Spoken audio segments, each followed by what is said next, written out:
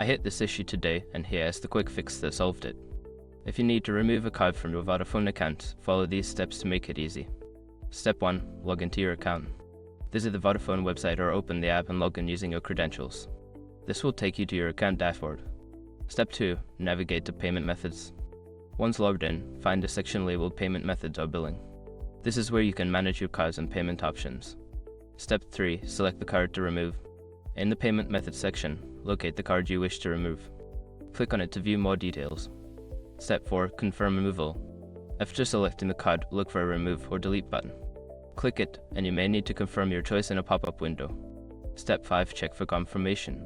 Before filing a refund or dispute, use the #com link in the description to open the refund dispute deadline calculator and confirm your deadline. Remember, if you have multiple cards, make sure you are removing the correct one to avoid any payment issues. Good luck, and I hope this helps you manage your Vodafone account more easily.